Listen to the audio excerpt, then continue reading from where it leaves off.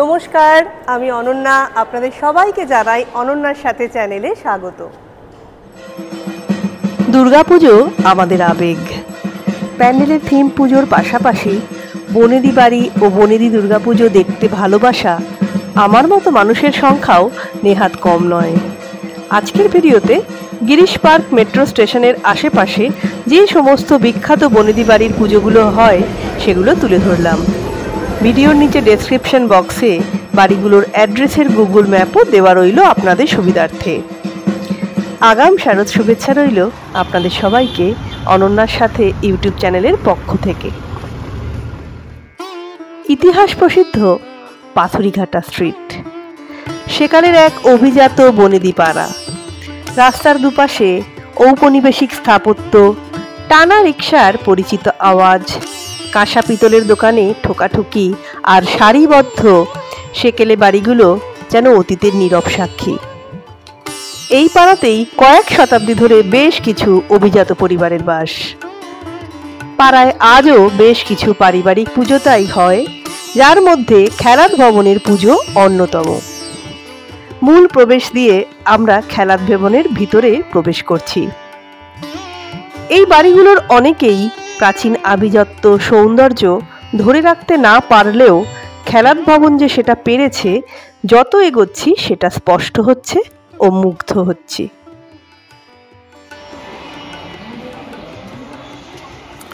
কাছাকাছি metro station এই খেলাত ভবনের গিরিশ পার্ক। চলে এসেছি আমরা খেলাত ভবনে, পাথুরিঘাটা স্ট্রিটের খেলাত ঘোষের পারিবারিক পুজোতে।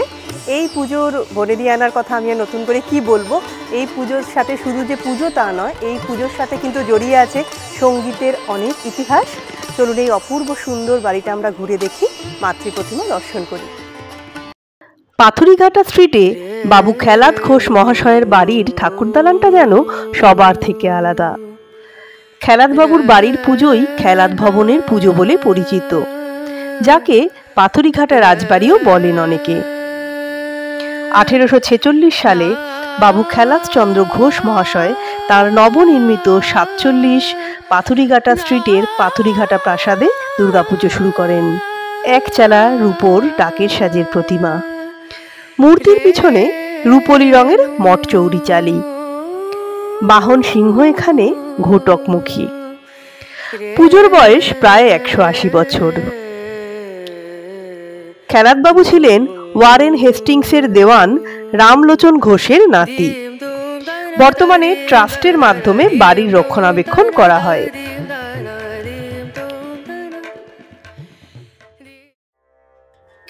কলকাতার বনেদি বাড়ির পুজোর কথা উঠলেই প্রথম সারিতেই নাম থাকে এই শিবকৃষ্ণ দাঁ বাড়ির।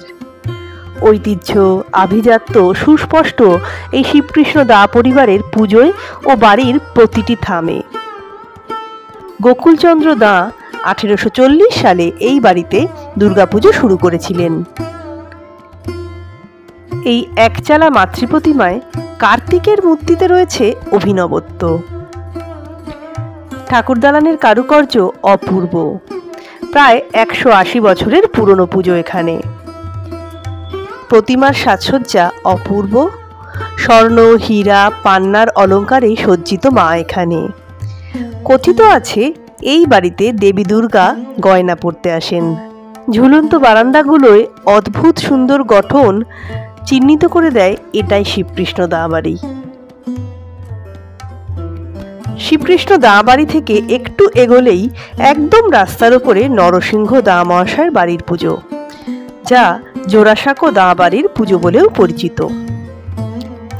পুজোটি আবার বন্দুকধারীদের পুজো বা বন্দুকওয়ালা বাড়ির পুজো বলেও বিখ্যাত। পুজোটি 1859 সালে শুরু করেছিলেন নন্দলাল দাঁ মহাশয়। মূলত বাঁকুড়ার কোতলপুর থেকে এই পরিবারের অন্যতম পূর্বপুরুষ নরসিংহ দাঁ মশলার পারিবারিক ব্যবসাকে রিষড়া ও পরে কলকাতায় প্রসারিত করেছিলেন। বন্দুক ব্যবসার ভিত্তি 1835 সালে নরসিংহ দাঁ দ্বারা স্থাপিত হয়েছিল। তারা সে সময় ব্রিটিশদের সমকক্ষ হয়ে ভালো প্রতিদ্বন্দ্বিতা করেছিলেন। পুজোর প্রধান আকর্ষণ এখানে সন্ধি পুজো ও আরতির সময় কামানের ব্যবহার। ঠাকুর দালানের সর্বত্র বিভিন্ন বন্দুক, পিস্তল, রাইফেলের ছবি দেখলাম।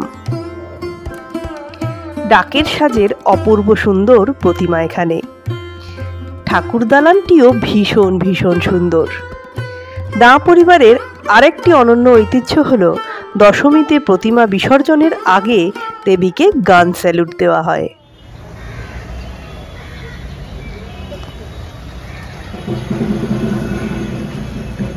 মানিকতলা মোড় থেকে বিবেকানন্দ রোড ধরে কিছুটা এগোলেই ডান দিকে পড়বে সাদা রঙের প্রকাণ্ড নজরকাড়া এই মানিকতলা সাহাবাড়ি।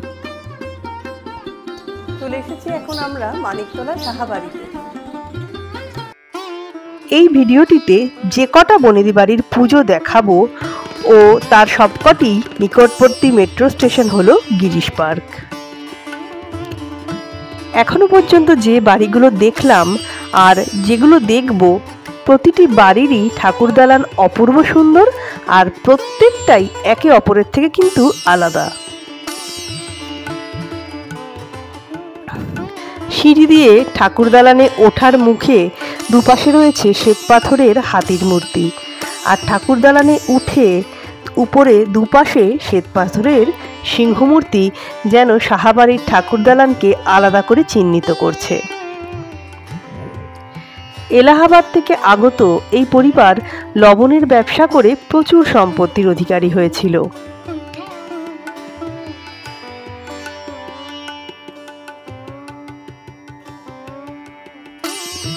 এই পুজোর বয়স 150 বছরেরও প্রাচীন। ধবধবে সাদা মানিকতলা সাহাবাড়িটি যেতে আসতে সহজেই নজরে পড়ে, তেমনই সুন্দর ভিতরটাও। সাদা ও সবুজের সুন্দর মেলবন্ধন এখানে। পুজোর সাজে সেটা তো সুন্দর হবেই। রাত্রিবেলা আসলেও আলোতে বাড়িটি বেশ দেখাবে বুঝতেই পারলাম, কারণ ওপর ও নিচের বারান্দা দিয়ে ঝুলছে আধুনিক সব ঝাড়বাতি।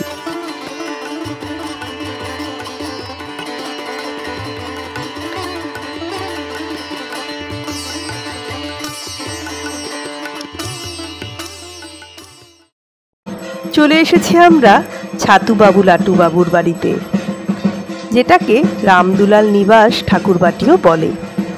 বিডন স্ট্রিটের এই বাড়িটি নির্মাণ করেছিলেন বাংলার প্রথম কোটিপতি রামদুলাল দে মহাশয়।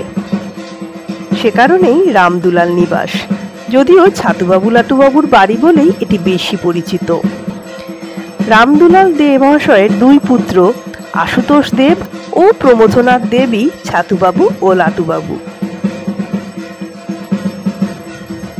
তাদের নামে বাজার, লেন সবই আমাদের জানা। ছাতুবাবু ছিলেন সঙ্গীতের পৃষ্ঠপোষক, তাই এই বাড়ির জলসাঘরে গহরজান থেকে পণ্ডিত রবিশঙ্কর এসেছিলেন আরও গুণী ব্যক্তিত্ব। সেই বিভিন্ন ছবি রয়েছে টাঙানো দেওয়ালের ও থামের গায়ে। 1770 সালে দুর্গাপুজো শুরু হয়।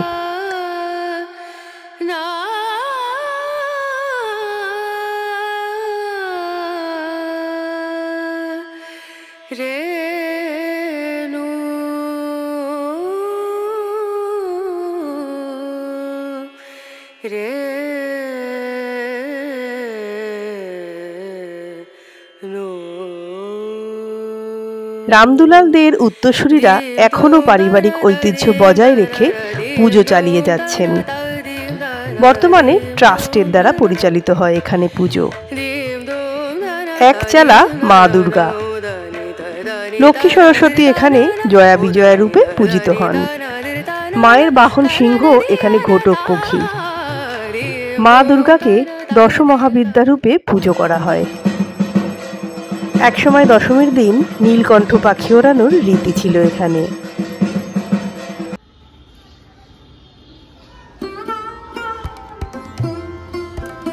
এই হলো দর্জিপাড়া মিত্রবাড়ি। 217 বছরের প্রাচীন পুজো।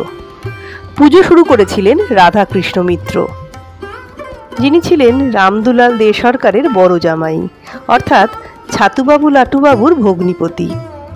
তাই এই দুই বাড়ির মধ্যে দূরত্ব বেশি না। এখানে পুজো কোনো ট্রাস্টের মাধ্যমে হয় না। বর্তমানে এই পুজো মহিলা দ্বারা পরিচালিত। 3 চালা প্রতিমা। সন্ধি পুজোয় 108 পদ্মের জায়গায় 108 অপরাজিতা ফুল দিয়ে এখানে পুজো করার বিশেষ রীতি। এছাড়া চিনি, মাখনের নৈবেদ্য ও ঝাড়খিলি পান দেবার বিশেষত্ব এই বাড়ির পুজোয়। শারদা মা এই বাড়ির পুজোয় পরমান্ন রান্না করেছিলেন নিজের হাতে।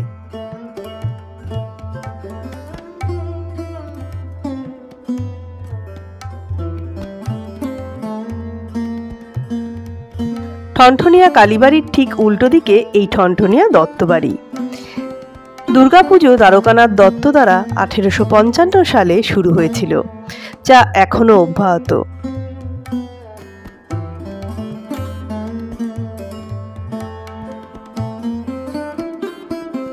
পালা করে বিভিন্ন শরিকের এখানে প্রতি বছর পুজো হয়। এই বাড়িটি বেশ বড়সড় ও ঠাকুর দালানকে ঘিরে অনেকটা খোলামেলা জায়গা।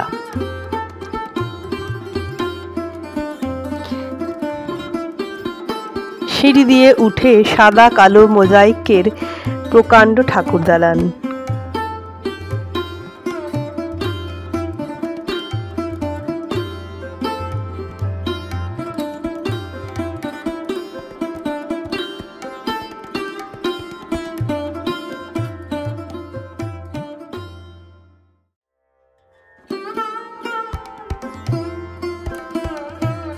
এই পরিবারে দেবী হরগৌরী রূপে পূজিতা হন। দেবী পার্বতী ভগবান শিবের কোলে বসে শান্তিতে অভয়া এবং বরদা মুদ্রা প্রদর্শন করছেন। এখানে তিনি অসুরবধকারী রুদ্রমূর্তি দেবী নন, বরং শান্তিপ্রিয় দেবী মা। ধুনোপুরানো এই বাড়ির পুজোয় বিশেষ রীতি।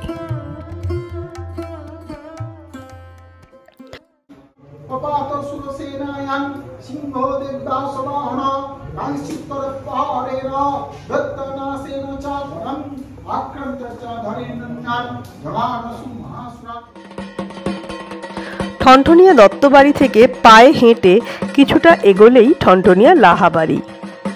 কলকাতার বনেদি বাড়িগুলোর মধ্যে আভিজাত্য ও চাকচিক্য ধরে রেখেছে যে বাড়িগুলো, লাহাবাড়ি তার মধ্যে অন্যতম। কলকাতায় এনাদের 5টি বাড়ি আছে, যে বাড়িগুলোয় প্রতি বছর পালা করে দুর্গাপুজো হয়।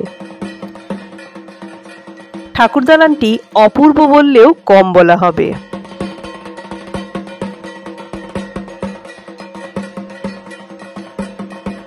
এখানেও দেবী হরগৌরী রূপে পূজিতা হন।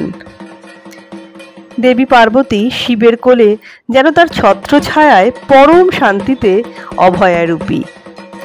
অসুরবধকারী দেবী নন, বরং শান্তিপ্রিয় প্রেমময়ী মা দুর্গা।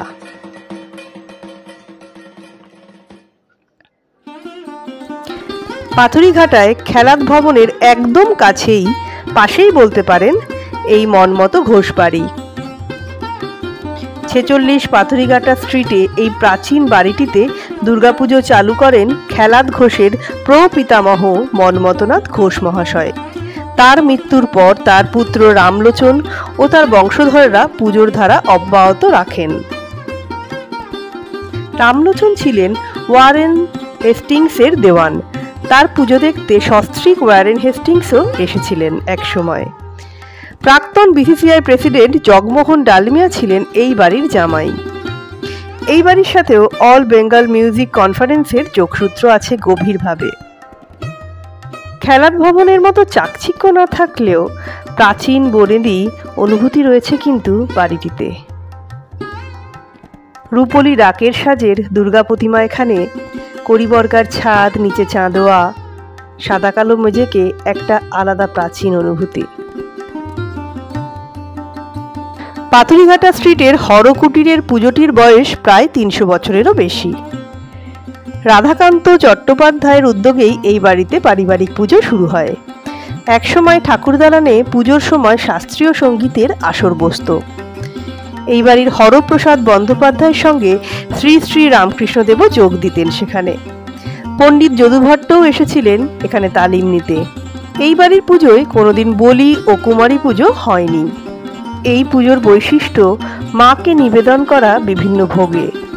মাছ ভাত, খিচুড়ি, লুচির সাথে নিবেদন করা হয় পান্তা ভাতও।